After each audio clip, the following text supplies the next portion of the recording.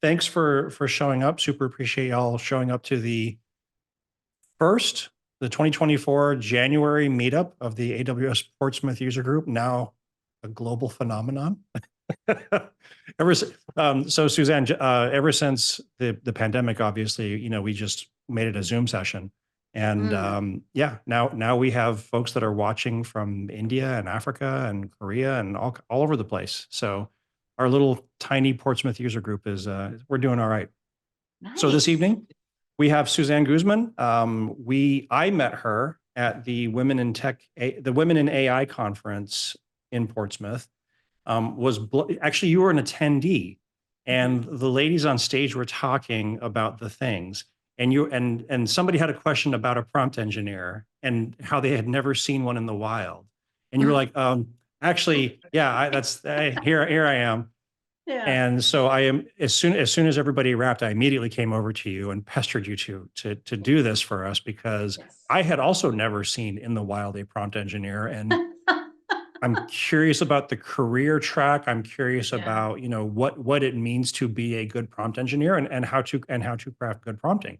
So thanks for coming on the show. Normally this is the time when I say thank you to our presenters. Can you, Palanki, is my screen, am I doing this right? It's been like 1,000 years since I've done this. So yep. This looks great. If you want to join our Slack, go to awspug.org. If you want to keep track of what we're doing online, follow us on the social media if you want to. Honestly, we're starting to like flip everything over to Threads, because Twitter is a hell site now.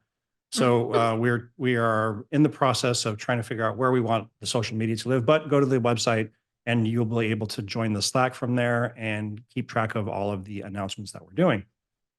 Thank you to our sponsors. A couple have fallen off, a couple more I need to add, but we are currently doing all right for sponsors. So thanks to AWS and O'Reilly for hooking us up.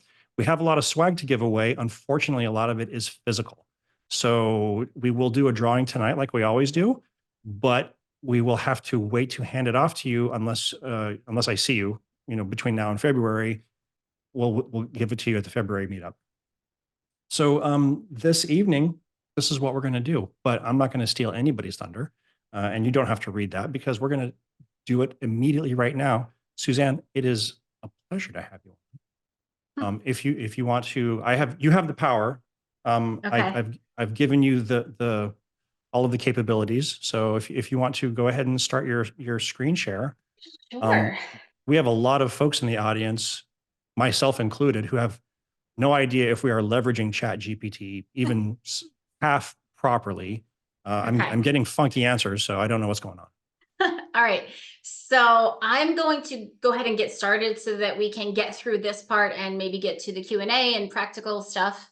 Sure. So I'm going to share my screen, but I want everyone to really, if I'm talking too fast because I get excited, please let me know. And we will go ahead and take this bad boy away and get started. Chris, can you see my screen? Yes, we can. Both Chris's can see your screen. All right, perfect. Okay, I'm in Epsom, New Hampshire. So I'm actually, if it's okay with you, I'm going to close my actual camera to make sure that everything streams correctly, because my internet is like Comcast 20 years ago. Sure, totally. Okay, I will be here. Okay. All right. So AI-powered prompt engineering. This is a how-to guide from a very non-technical perspective. Okay. In this workshop, we'll delve into the world of AI and discover how to prompt more effectively. If there's any questions or anything, Chris, can you just let me know? And I'll be glad to answer. Yeah, if something pops up in chat, I'll let you know. I've removed anybody's ability to unmute themselves because of prior Zoom bombs.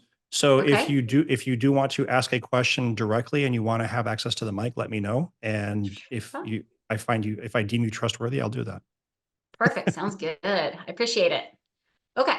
So I want to just tell you a little bit about myself. My name is Suzanne Guzman, and I do want to take a minute to sort of share my journey with you. It's a tale that intertwines my real love for technology with my passion for education, and it spans really over continents and decades. So my adventure began in 1998 with my enlisting in the United States Navy, where I was among the first to step into the role of an IT.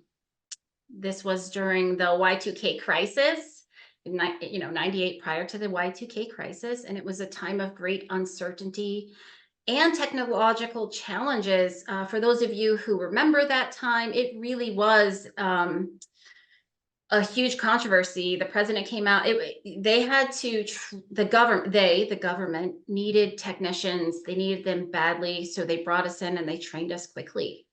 And I cannot explain how much luckier people who are ITs are today than they were back then. I will turn on my camera because I'm telling you my story. One second. And I'll get back to the slides. So when I was in IT, back before the Y2K upgrade, we had our software was Windows NT, okay? And in order to install Windows NT, I had a box deck of 22 3.5-inch floppy hard disks. Do you remember those? Does anyone remember those? I don't know if you were ITs back then. Was it 351 or 40 NT? Yeah, it was the 351, the little slide with a little metal slider. Yes, Yep. yes. So every single Windows install was 22 separate disks. And that doesn't even include all of the extra disks needed for all the security batches as they, so you installed NT, then all the security batches, because of course we were the government and we had access to crypto and all the crazy things. So that was a year and a half of my life. I mean, 1999, December 31st, we were all on edge. We were confident, but we were definitely on edge. So that task alone, that small task, actually earned me a Navy Achievement Medal for all of my work with the Y2K upgrade.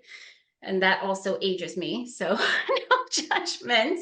But it also really started my lifelong relationship with technology. As I progressed, I delved deeper into the world of tech. I found myself really more fascinated by its educational potential. This fascination guided me towards a new path. So after I got out of the military in 2003, because there was a war in Iraq and I was a single mom, and I was like, you know what, I can go do other things. So when I got out of the Navy, I decided that I really did love teaching. So I completed my bachelor's degree, and then I ventured overseas and found myself in the land of Egypt, where I embraced the role of becoming a teacher and an educator.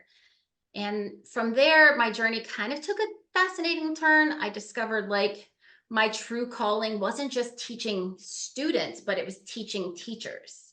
I was really passionate about using technology and how us as teachers could really improve our lesson planning, innovate our learning and education through the use of technology. And at that time, it was things like the smart boards or laptops into the classroom. It's not like this was still 20 years ago or so, 15 years ago.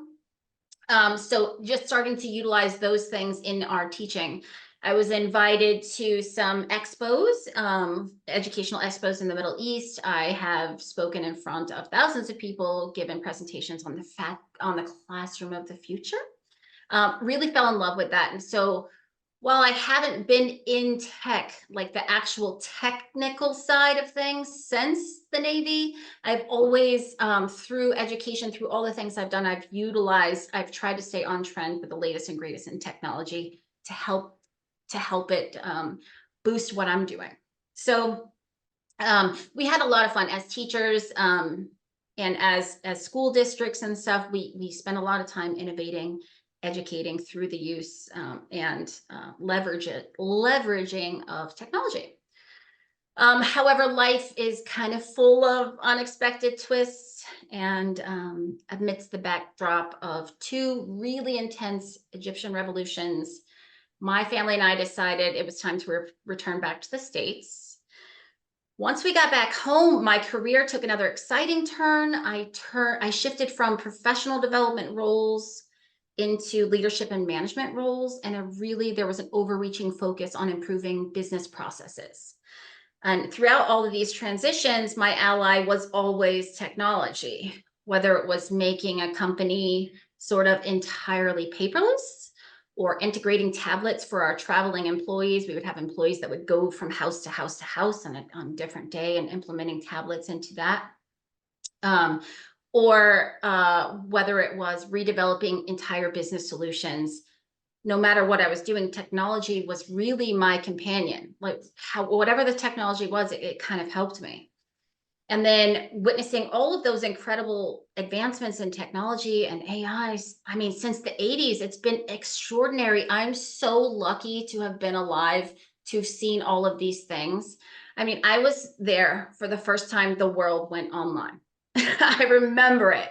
I remember connecting through a dial-up modem in my school library, watching a little orange man slowly walking across my screen and finally being connected to the internet for the first time, and the sounds of welcome, you've got mail. And then I was there when we got our first cell phones. Mine was a Motorola Red Razor, and I got the red one because it was gonna give money back to Africa. And I remember we paid for minutes for texting. We paid for minutes, and it was like, don't call me, nights and weekends were free, that sort of thing. And I went from cassette tape to CD to MP3, from VHS to DVD to streaming. And don't even get me started on gaming and how that's changed. I still remember, and raise your hand if you're part of this, the cheat code for Contra on Nintendo NES, okay? Up, down, left, right, BA start. Yep. And if people don't know that, that shows my age, but I remember that to this day because it was a huge part. We've gone from atlases and paper maps, and then we went to MapQuest, right, where it gave us all those directions and we would print it out. And now we have Google Maps, and we went from AOL to Google, and now we have Siri and the person whose name I can't say because she's plugged in right behind me. I've witnessed, and I've been so lucky to have been around for all of these advancements, and it's so, so exciting. And then last November, my world absolutely changed when OpenAI released ChatGPT, because I realized that it was the first time that the regular people, the non-techies, could access technology in a way that we never could before, right? We're not programmers, we're not coders, but for us to be able to access all of this AI for the first time was just super, super exciting. So I'm here today. I have a blend of experiences in learning. I've been around, I'm technology adjacent. I'm excited about technology. My story is of change, adaptation, and really the relentless pursuit of knowledge. And I'm excited to see where this path leads me. I'm excited to see this year. I mean, there's so much competition in the market, and everybody just wants to, and I was, in the beginning of this call, I was forecasting what I thought this year might look like for all of the big companies. So I sit with you as I am a certified prompt engineer. I'm author of the book AI Empowered, the Non-Techie Business Owner's Guide to Leveraging ChatGPT, and I'm a custom prompt builder for OpenAI's GPTs. Now, as a rule, I do not get into the technical side of things, as my role is really to teach AI communication to the techies and the non-techies alike. So if there are no questions, we'll get started, but if there are questions, please let me know. Nothing yet. I'm Okay. I'm feeling a bit of nostalgia, honestly. The Konami code was that was the thing. Yeah, it was crazy. And but it's like super exciting, right? Like I can't get over it. I get excited to this day. I get excited about what tomorrow is going to bring. Okay, so let's get started. So in this workshop, basic overview is we're going to talk about learning how to effectively communicate with AI in the sense of large language models. We're going to learn how to write effective prompts for AI communication, and we're going to play with writing effective prompts for AI image creation. Okay. All right. So this is that first poll. How often do you use an AI large language model? So that whether that's ChatGPT, Claude, Bard, or Copilot. All right, multiple times a day, 67%. No, we've got daily, a few times a month, less than once a month. Daily. Can my co-host see the results of the quiz? Suzanne, are you seeing the results coming in? I do see it. Can you hear me? Oh, nice. Good. Yeah. So we are, the highest percentage is multiple times a day at 31%. And then we have daily at 23. So that's good. We have active users. We don't really have, we have a small percentage of people who use it less than once a month, and a few times a month. Okay, perfect. So that's good. So I don't have to explain kind of what these are. All right, so let's get into the next question, which is how you, hold on, let me get out of the poll. All right. How do you mostly use AI? And this is like an open discussion. And I'm looking for things other than the basic, right? We know we can use it for emails. We know we can use it for blogs. If someone has a complaint and we want to respond back to them. I personally use it for personal use. I don't know about any of you, but I have it on my phone, on my main screen, and I use it as much as I use I have the iPhone. So as much as I use Safari, I use ChatGPT. Folks, feel free to put your answer in the chat as we're talking. So if there's summarizing information, summarizing videos and articles, I love that piece. Research, personal use, information, learning. I learn everything. Almost anything I would use Google for, not location information. That is absolutely correct, Janice. So one of the things that I teach most of my clients who have never really started with AI is that imagine that when you Google something, Google gives you a list of websites. But when you use AI and you look up something, it's going to give you the information through analysis, through interpretation, through language. It's not just giving you websites that you have to go find the information yourself. Okay. I've used it to plan my vacation. Great. I've used it also for meal prep, or like one of the things that was really powerful for me was we were trying to get really budget. We were trying to get rid of the food in our house before we bought new stuff. I don't know if anyone has ever done this, but I literally created a list of every food item I had left in my fridge and freezer. I put that into ChatGPT and I said, give me a week meal plan, 3 meals a day. And it was amazing. It was like it, and we'll get into that, but I asked it to ask me additional questions, and it was like, do you have milk? Do you have sugar? Do you have baking powder? Those kinds of things. Oh yeah, you need to do that. Yeah, it's good. It's really, really good. Writing tests for code.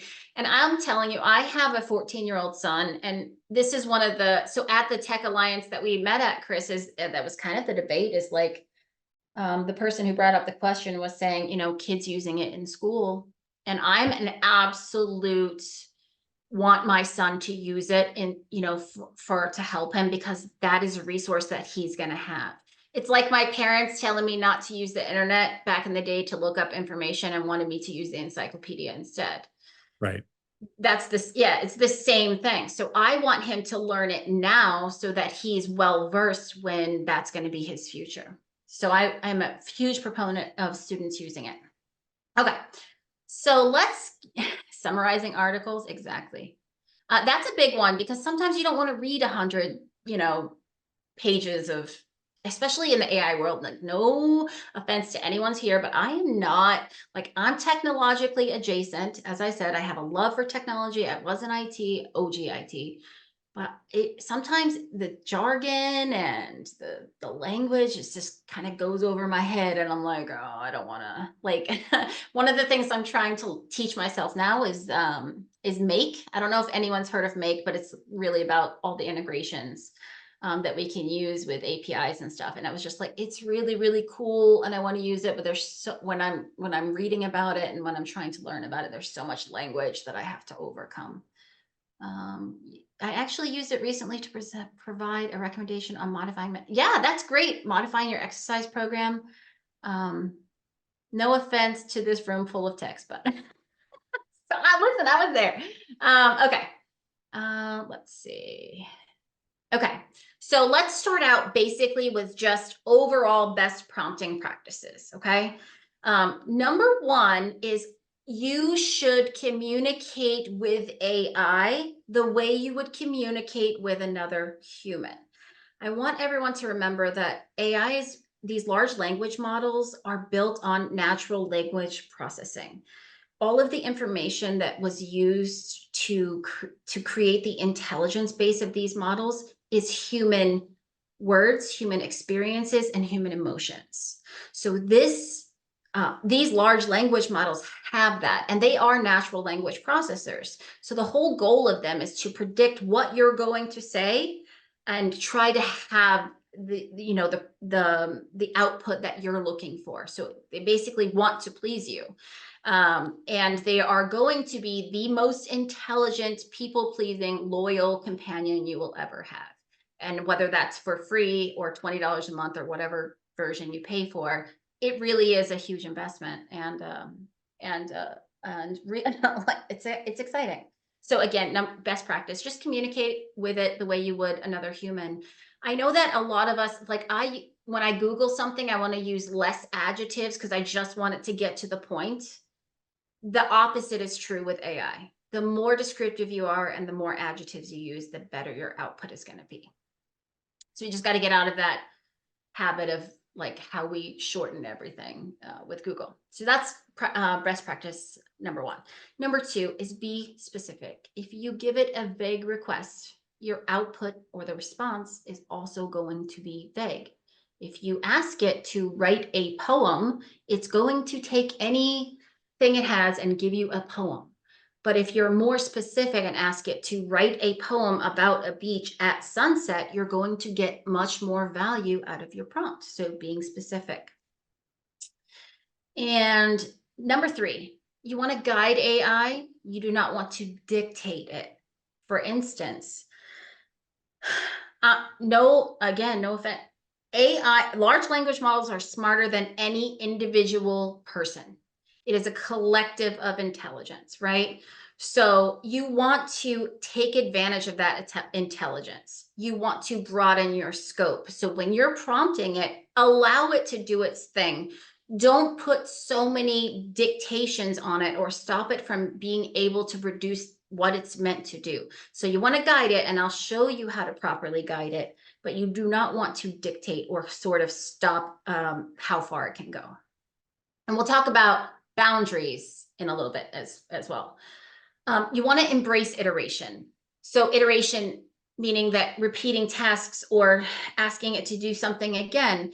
So when you're trying to teach somebody something new, they don't always get it right the first time. And if they don't get it right the first time, what do? You just give up? You quit? No, you're going to ask them again. You're going to give them feedback. You're going to ask them to try again. I asked write a haiku about Gen AI taking over the world and got the rise of Gen AI, unprecedented power. Where did you which language model did you ask that to, Brian? Okay. Perplexity, nice. Okay, so then now we're going to talk about using boundaries. So you do want to have some boundaries. For instance, let's say I want to use a large language model and I want to ask it to write a children's short story for my niece or my nephew. Just write me a short story so I can tell it to them at bedtime. But I want to put a little bit of a boundary on there. I want to make sure that story doesn't involve pets because their cat just died. Those are the sort of boundaries that you want to put on it, right? Or you want to write a poem about the beach and the sunset, but you don't want to include anything about the water for some reason. Those are the sorts of things. Now we're going to get into a whole thing of poetry here. That's awesome, Chris. I have 7 more stanzas. Nice. so that's what's fun, right? And just having fun. And then, so another big thing that I ask people to do is just ask AI to ask you clarifying questions. Oftentimes as humans, when we're speaking or when we're talking to our communication is not clear. What we wanted to say may not be whole or entire. And sometimes we need, or when you're talking to someone, you need additional clarification. Now, as a human, you would ask, well, what do you mean? Like, you'll ask for that context. So ask AI to prompt you for clarifying questions, especially if you're going through something that's a little bit more complicated or you want a more valuable output. Ask AI to ask you clarifying questions. Okay. And then next, I will say that yes. asking the AI to ask you questions has been probably the most valuable. I call it like a little hack. That's been one of the most valuable. ChatGPT, that's the one that I primarily use. The most valuable tool that anyone's told me, because once I started doing that and I saw the gaps of where the model, didn't have the knowledge and it was just going to fill that in with whatever it thought was right, being able to refine that and guide it in the right direction has taken my prompting up 10x. It's just been incredibly valuable. Right. Yes. So Kim asked, do you actually type ask me clarifying questions? So let me give you an example. Let's go back to my meal prep thing. Let's say I go into ChatGPT or any large language model and I say, hey, write me a meal plan for 7 days, but I only have chicken. And that's my prompt. And I'll be like, ask me any questions you have to help you complete this task. It'll ask me things like, how many meals do you want a day? Are you just going to eat once? You're going to eat 3 times? Do you have anything else besides chicken? Is it just chicken? Do you have butter? Do you have roughage? Do you have carbohydrates? Those sorts of things. So if you ask it to ask you questions, it's going to help you clarify what it is that you want it to give you. Okay.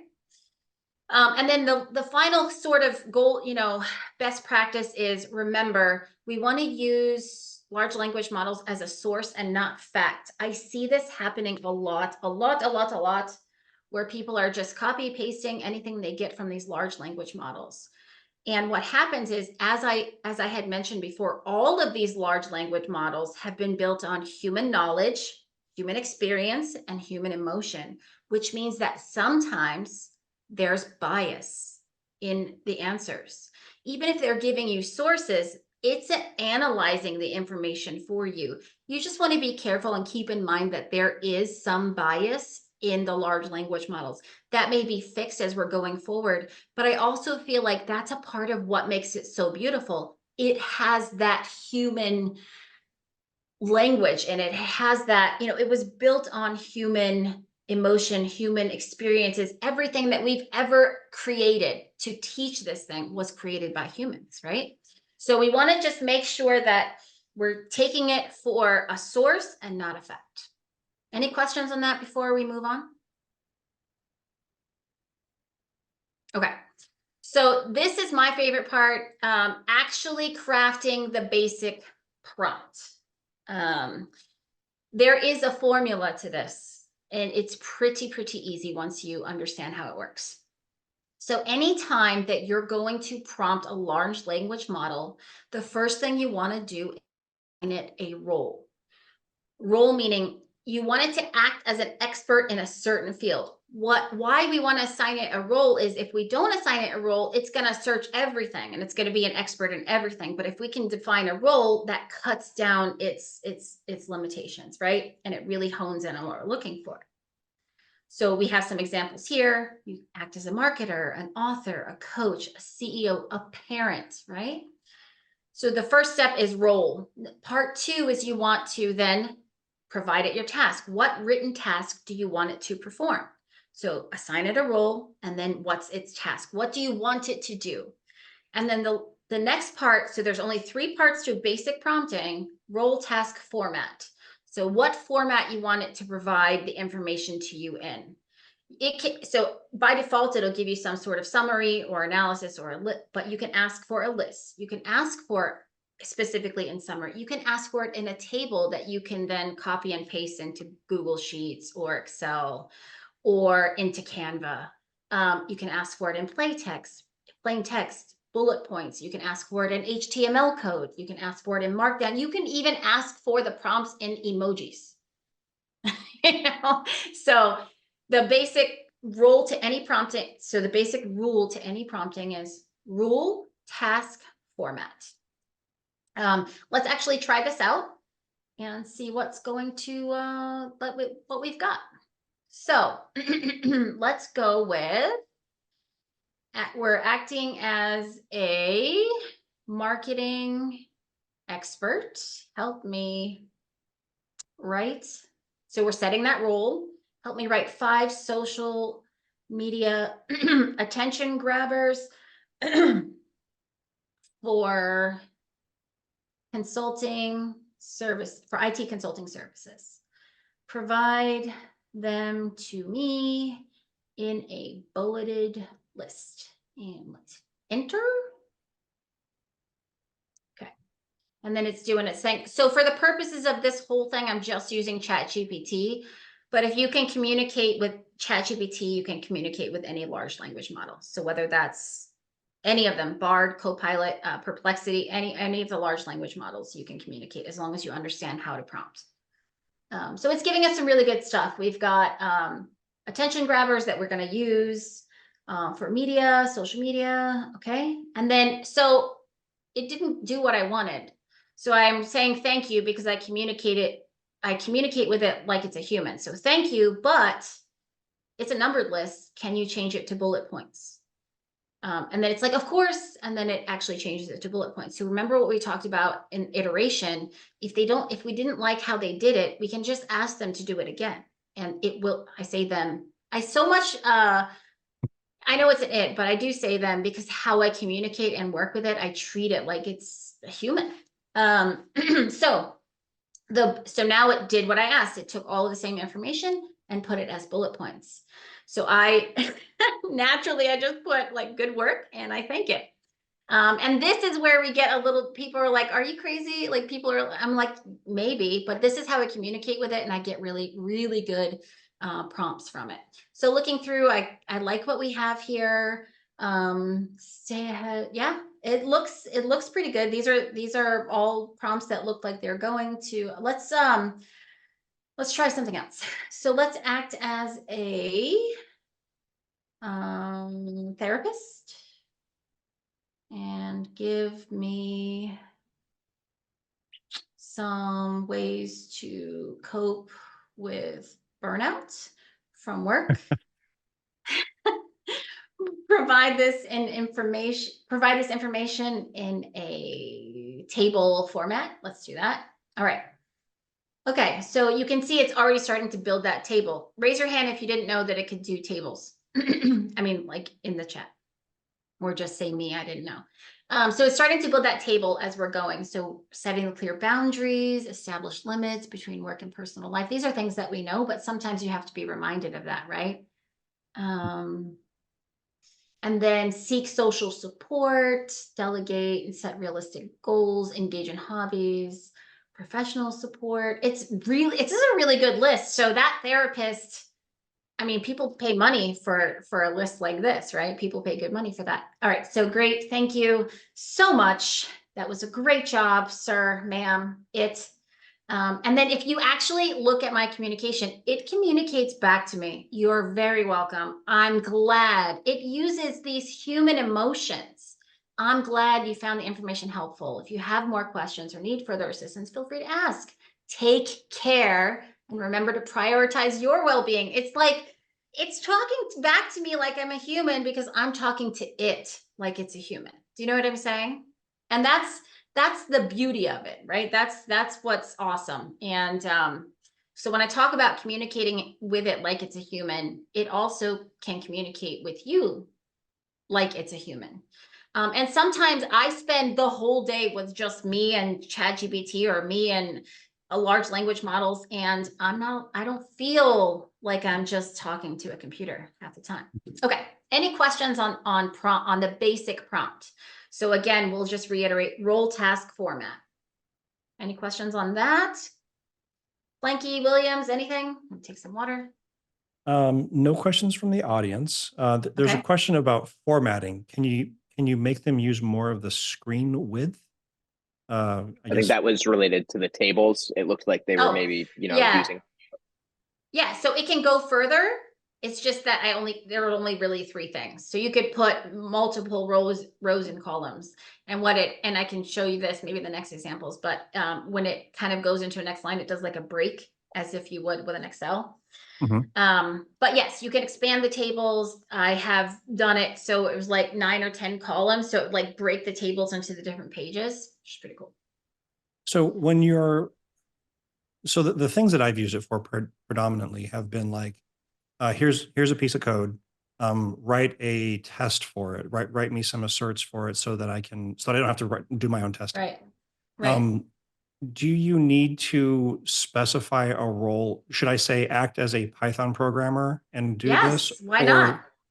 Okay, all right. I mean, so you don't have to. I mean, again, so while I mostly talk to non-techies, there are uses for those who understand the technical terminology. But why wouldn't you have it act as a Python program? You know what I mean? Okay. Or Yeah. if you're not liking your output as much, right? And all acting as a role does is really just kind of focuses it a little bit more in the beginning. Gotcha. Okay. Instead of searching everything in its knowledge base, it really knows, let's focus on this knowledge base area here. Then let's complete this task how you like it. Does that make sense? Yeah, and I'm assuming that that's kind of just basically so the agents, like I just started like playing with the agents and everything. That's effectively what you're doing just in real time as you're crafting the query. You're crafting the persona / agentness of the question. Yep, exactly. Okay, So cool. Brian, this is a great question. And then now I'm going to talk about, so that's the basic of prompting. And now we're going to expand upon the prompting. So I hope that what I'm going to talk about next is going to answer your question. Okay. So expanding the prompt. So we have the basics, which is role task format, but then there are quite often times that we need to build upon that. We need to expand. So we need to add context. Now, context can mean anything. So why am I doing this? Am I a female who's looking for specific foods that go along with my gender? Am I a mother who's trying to figure out how to talk to her son? Am I a child frustrated with my parents? Let's add some context to our prompt, right? So that AI understands what it is that we're looking for. And then, so adding context, that's another piece. So, and then examples. So examples is, so we have the context, right? I want you to write me a poem. I'm a mother who, so I'm a daughter, my mom is sick. I want you to write me a poem talking about, discussing how my life has been changed by her presence. Use the famous poet, whoever you like in the middle, to write this poem for me, right? So context and then examples. You can give it examples if you like a certain format. So if you want it to be funny, you can be like, as if Kevin Hart said it. If you want it to be like for me, Simon Sinek is one of my heroes, one of my inspirations. I absolutely love him. So I always want it, many times I would want to say, use Simon Sinek style. Or if you're into, movies or books, or you like Stephen King, or you want to write it like Shakespeare did, these are the examples that you want to prompt and add to it if you have specific examples. If you want it to sound like a certain president, if you want it to go off of a movie script or a line, you can add all of that in. And these are just basic examples, but you can expand upon that. And especially when it comes into the technological world, you want to give it examples of things that you already know or are working with. All right. And then the last thing, and I feel like if you're going to expand on a prompt, this is one of the more important expansions, and that's setting your voice or your tone. So going back to that poem about my mother, I'm the daughter of my mother. I want to write a poem about how important she's been in my life. Do I want that poem to be sad? Do I want to make her sad? Or do I want it to be apologetic because I was a bad child? Do I want it to be inspiring? Do I want it to be forgiving? And one of the most important things that people tend to miss when we're using AI and trying to write something with it is put it in that human tone. Sometimes it sounds very robotic, and the very only thing you have to do is make it sound like a human. Or if we're putting examples, explain it to me like I'm 5 years old. We've heard that a lot, right? Or a 10-year-old. So if I want to go in and learn Python coding, I'm going to be like, okay, look up all this information, but explain it to me like I'm 5 years old, because I need that level, right? So adding context, examples, and tone changes not only your prompt, but the output. So we're going to now, let's expand the prompts that we had before, okay? And as we transition over to that, I'll say, one of the things that I found really useful when doing this was in my former role, I was in a very technical role, and I very often had a very deep understanding of the technical problem. And I sometimes challenged to explain that to maybe my business partners or to explain it to non-technical users. And so I would be able to kind of do the reverse of what we just saw on that slide, where I would say, this is the scenario. I need to explain it for someone not technical. How might you do that? And it'll take the input that you gave it and regenerate it out to that output of your targeted audience. And I found that to be incredibly valuable as I was navigating my former roles and responsibilities. Let me answer D really quick. Yes, there are enterprise versions of large language models.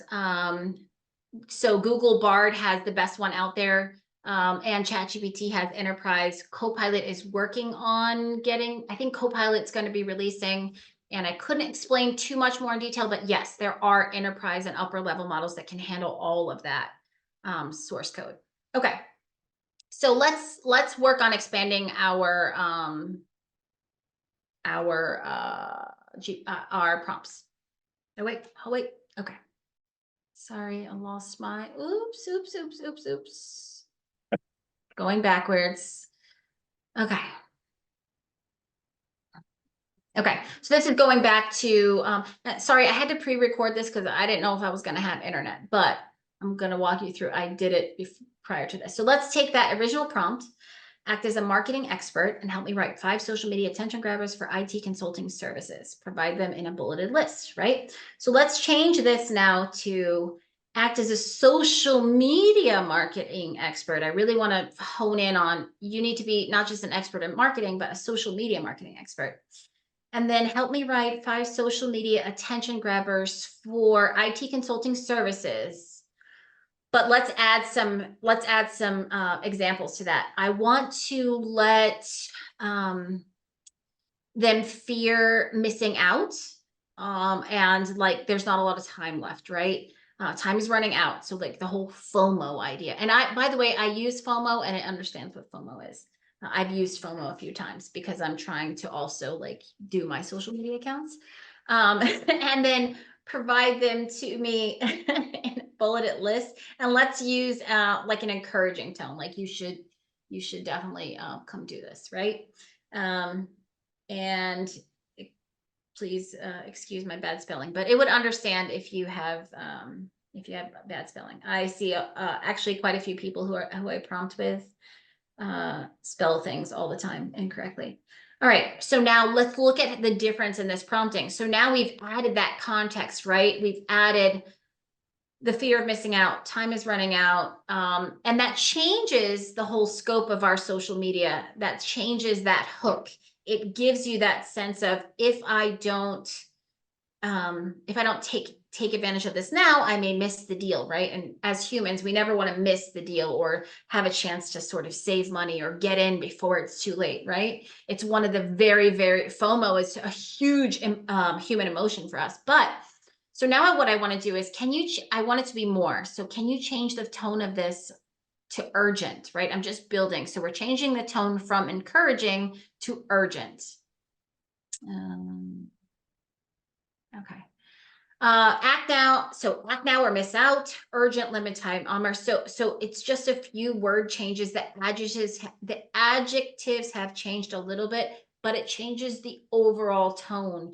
So now I feel it's way more urgent. I have to act fast or I'm really going to miss out on this. So again, I'm going to say, great, thank you. And let's, I just love how it's like, best of luck to you on your consulting services. So we're going to go back. Yeah. So act now, urgent, deadline impending, right? And then you can, you couldn't see it, but it actually, we kind of missed it, but it put FOMO in parentheses for me when it was creating it. So let's go back to the other prompt, act as a therapist. And I actually really fell in love with this one, and I'm going to use it. So let's work on this together. So act as a physical therapist. We're totally changing this. We're adding some context, right? And give me some ways, and I changed this up, to help my team cope with burnout from work, right? So not just me, but like I want to create this for everybody, right? I'm a helpful person to help my team cope with burnout for work, but using only physical exercises they can do in the office. Provide this information in a table format, and use, here we do kind of want an encouraging tone, right? So let's see what this comes up with. Absolutely. Incorporating physical exercises into a workday can be great. Yes, yes, yes. All right. So desk chair swivels. I found myself when I was prompting this that I was like, oh yeah, that's pretty good. Shoulder blade squeeze, the office yoga stretch. I won't do that one. Walking meetings. So I really like walking meetings. I've done that before. Stair climbing. And then, so again, take some time to think. See how it's putting everything in that table. I didn't ask it what rows and columns to put it in. It automatically knew how to do that, right? Neck and arm stretches, breathing exercises. And then it's like, encourage your team to take short breaks. But I don't actually like this, because where is it encouraging? Like, where in this, how is the language encouraging? I'm not happy with this prompt. It has all the things that we like. It's got the table format. It's got these amazing exercises that you can do at your desk in your office. But I asked it to be encouraging here. And when I'll get that to you in 1 second, Rupa. So I asked it to be encouraging here, and it didn't listen to what I said. So I'm going to tell it, good work, but, because that's how I talk to a human, right? These descriptions are not very encouraging. Can you please try again? I didn't tell it exactly what to do. I was like, this, because that's how I talk. I wouldn't never tell a human, this is absolutely wrong. You must redo it and do it like this, right? I gave it, again, I didn't, I guided it. I didn't dictate it, right? It's like, can you try again? I didn't tell it exactly what to do. I let it do its thing. Now, what's amazing is you can start to see the descriptions are now encouraging. Feel stronger with desk push-ups. A quick empowering exercise to boost your strength and confidence. That's so much different. That's so much different than just, doing it at your desk. Okay. Exactly. Are you sure about that? Let's try again. So I love how it really just was able to use that encouraging term. So transform your meetings with a walk. It's fun. It's a change of pace, and it gets your creative juices flowing. It's so much more encouraging. So if I wanted to give this out to my team, this one is a way better sort of table to give out than the original one. So I'm telling it, that is really good work. That is a huge improvement. And I stop there. I'm giving it that feedback, right? Because I know I do want to do something else. So I want to build on this prompt a little bit more. So now we're taking in, we need to add some boundaries. I want to say, I have a problem though. Some of my team members are unable to stand during the day. This happens a lot with like cubicle work, where you can't really stand up if you're on the phone, because you might interrupt the person in front of you or next to you. So can you recreate this list, but with only options for those who are unable to stand up? And certainly, and it runs through that list for us, right? So again, I'm just building on that prompt, taking what I know to take that prompt and make it so much better. So it has memory. It's still keeping that encouraging piece, right? It's keeping the table format. It's doing everything exactly what I wanted to do. I gave it a boundary. I gave it a constraint. So I'm really honing in and specifying in only exercises they can do while they're still seated. And then I found myself doing the neck roll and the shoulder blade squeeze. But the other thing that was really, really important to me is that it didn't just take from the previous list, right? The 2 or 3 exercises that you could only do while sitting. It expanded upon that and gave me a whole set of 10. So it gave me 10 in the last one. It gave me 10 this time. So we have 6 or 7 additional exercises that weren't on the last table. So again, great work. This is how I end it. And its responses to me. Thank you. I'm glad you found the suggestions helpful. If you have any more questions or need assistance, feel free to ask. Wishing you and your team a healthy and productive work environment. You are not going to get that with Google. So, all right, you're just not. Are there any questions on the basics of building a prompt and then how to expand on a prompt? So there are 6 key things: role, task, format, and then we have context, example, and tone. That is the basics of all prompts. We have role, task, format is the very minimum of what you should do. Now, sometimes if the format doesn't matter and you don't care how they give you the information, that's fine. But I prefer, if I'm going through a lot, I prefer things like bulleted lists or numbered lists or tables, so I can look at the information better. There may be, for people in the audience, you want to get it in that code or whatever code you want to get it in. And so you might not have to do that. And as William said, maybe I don't want to tell it to act like a Python coder, but then my response would be, why wouldn't you? No, my question was more along the lines of, would it, if you ask it a specific question in a specific field, does it make a difference to add the Yes. role? Okay. Yeah, I think it does. So how it makes a difference is just that it takes away out all the fluff, all the other stuff, right? Okay. And it's not trying to pull code from something else. I had to step away from the Zoom meeting. Has Suzanne discussed prompt patterns to get desired results? Yes. Yes. Yeah, and you can watch the recording afterwards. Yes. We'll post the recording will be up on the on YouTube.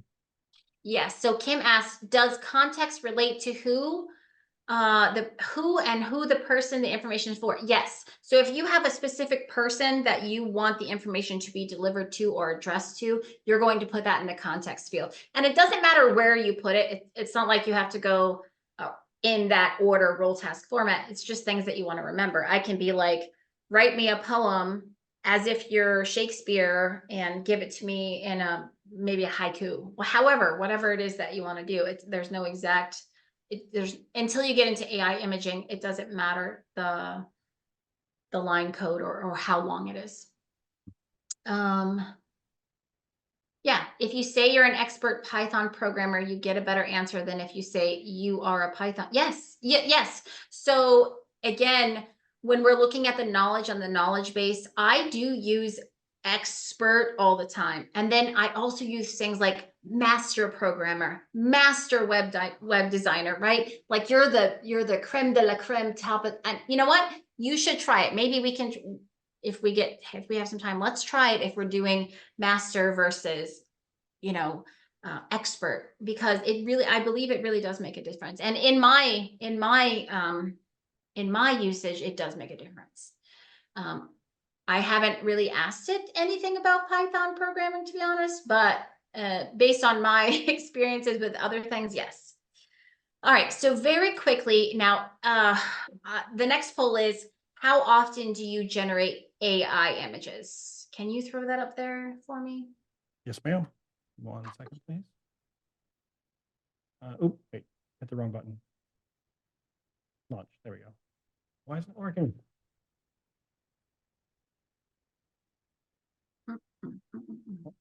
Hold on. Oh, okay, there it goes. All right.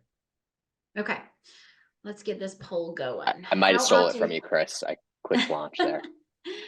How often do you generate AI images? So on the screen right now, you have ChatGPT, which is powered by DALL-E 3. You have Midjourney, which is probably the one that I would say that my side works with the most. And then you have Adobe Firefly, you have Generative AI by Getty Images, you have Leonardo.ai, and you have Stable Diffusion. Probably my favorite is going to be DALL-E 3 and Stable Diffusion. I like Midjourney, I just don't like Discord. That's my problem.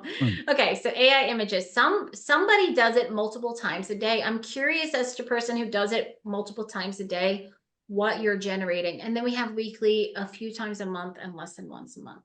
Okay. 75% are less than once a month to generate an AI image. Okay, that's pretty cool. So the reason I wanted to talk about this is because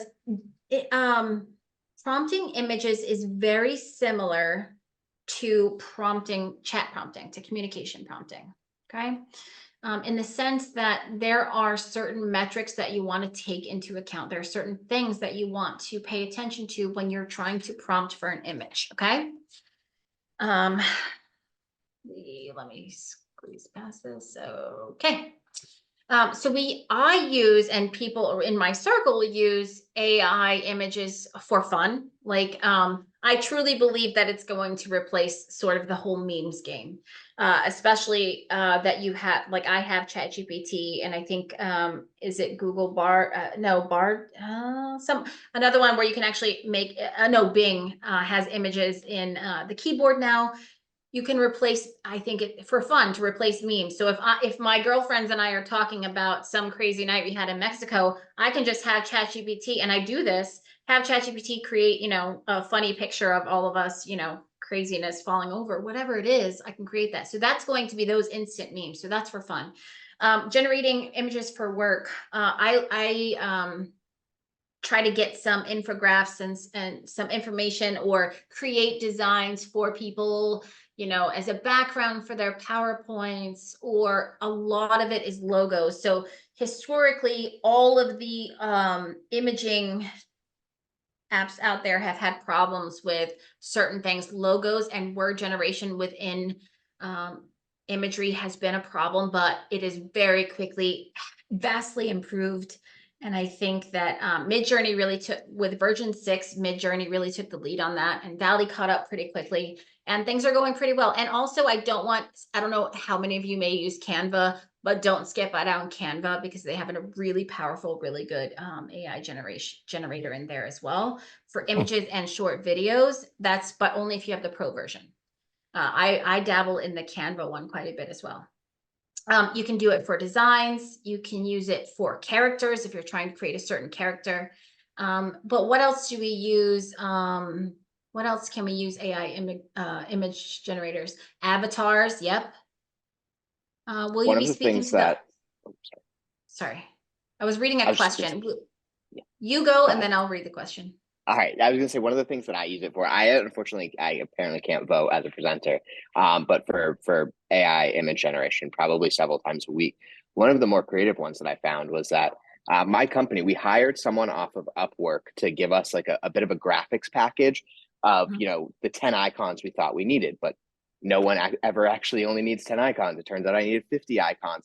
And what I was able to do with Adobe Illustrator was I was able to say, following the theme of these 10 icons, give me an icon that looks like this, but represents that.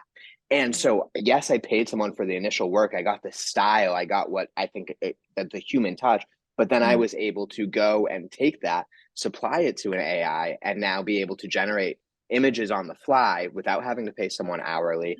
And that was one of the ones that I really enjoyed, because it directly impacted my bottom line. And it was great. So I really enjoyed that one. Yeah, no, I mean, it's so powerful, and there's so many usages for it that we kind of overlook. So thank you so much, Blanky, for sharing that. But somebody asked, will you be speaking of the uploading of documents for AI to review, summarize, etc.? I can do that at the end if you want to. And again, we can talk about that.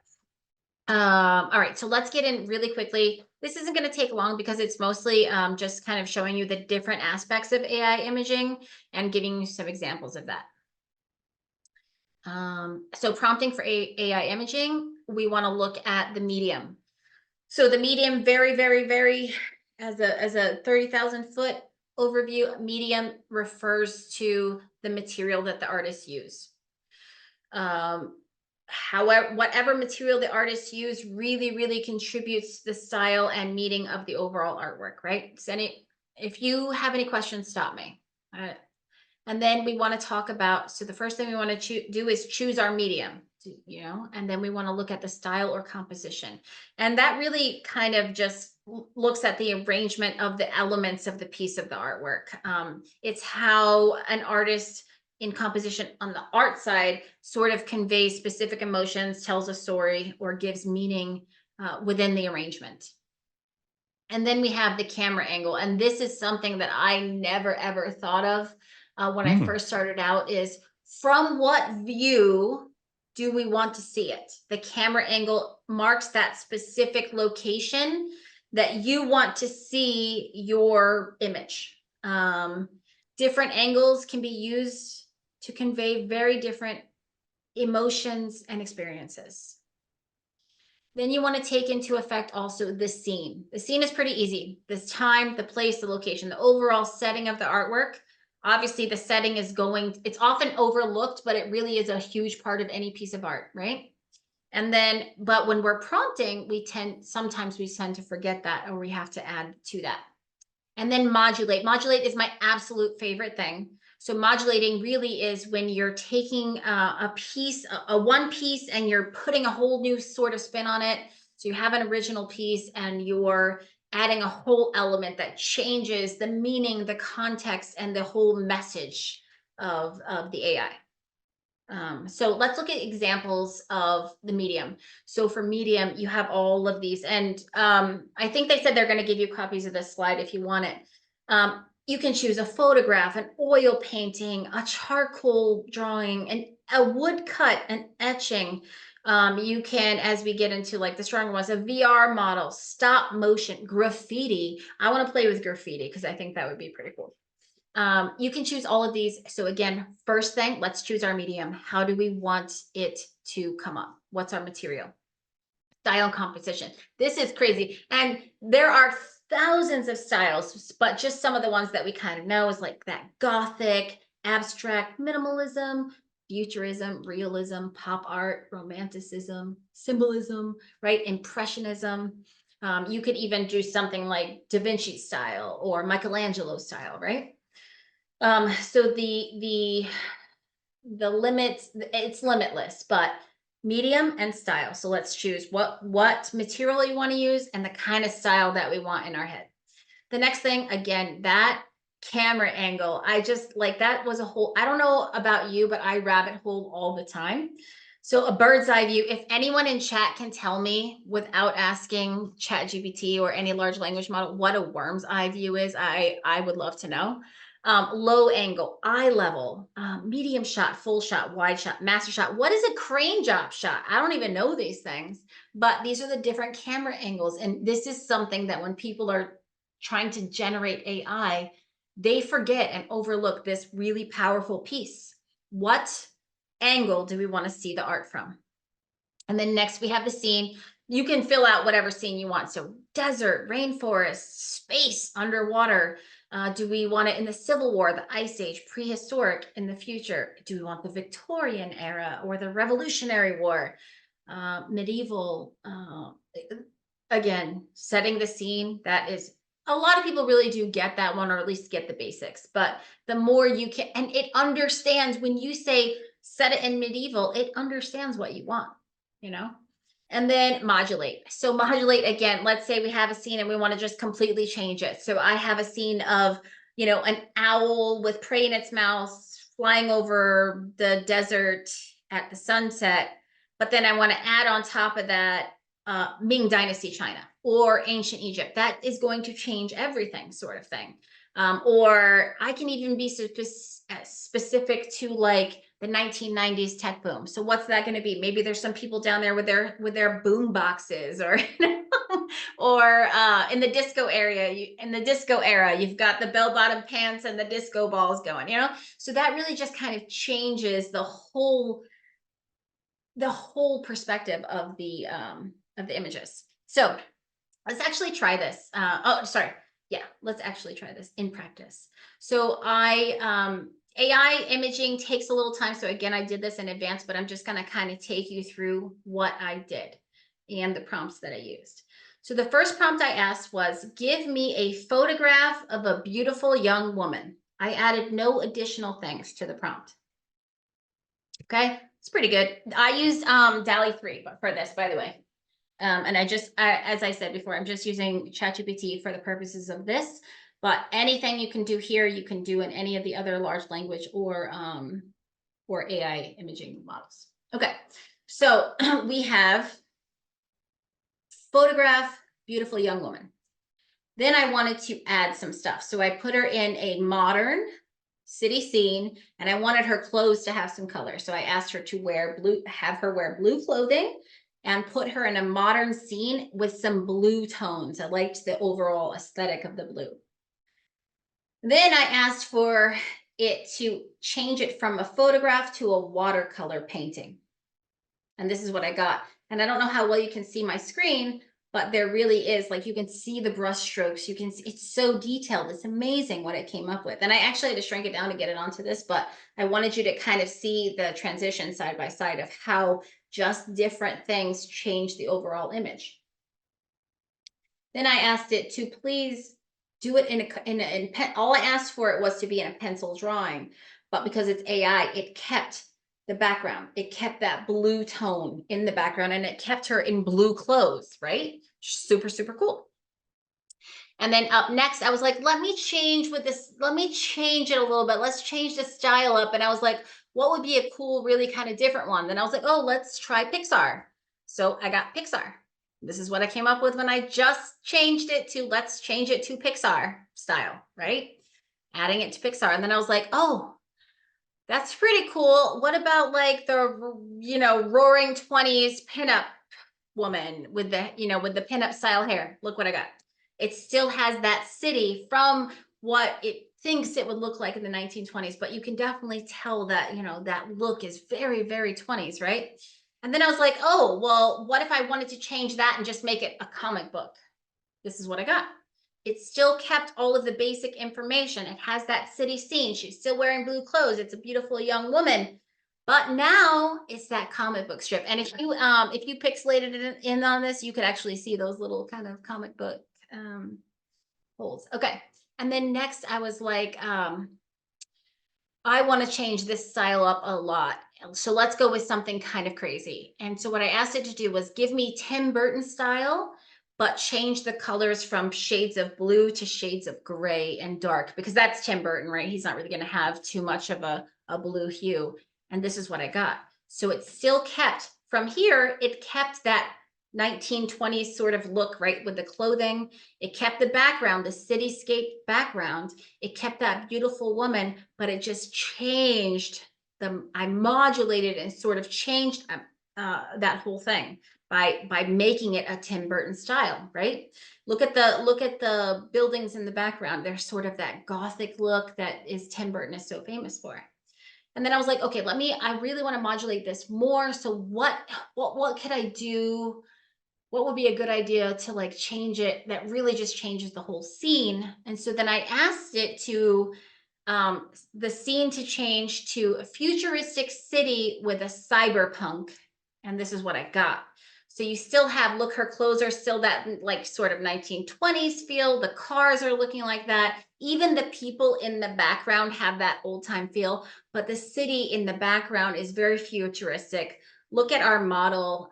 She's still got that sort of pinup hair, but she's cyberpunk. She's got, sort of cybergenic. So it uses what its knowledge base is, and it adds that into. So you can see how just changing the prompt a little bit gave me so many different image options, right? Any questions on that? I mean, we could play with this all day. Like and what the beautiful thing I love about all this is that this is my creation. AI gave me what I wanted, but I'm the one who prompted it. I gave it the information, and no matter what prompt any of you ever give it, you will never be able to recreate what I've made here. if I gave you the same prompt, you wouldn't be able to get the same image, which is also kind of the problem that we've been having. But when I was talking about earlier,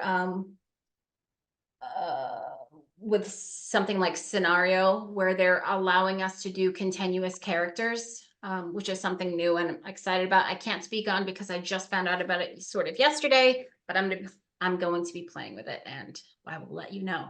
Okay, so now is the Q&A session, and we can play around with AI or whatever questions that you may have.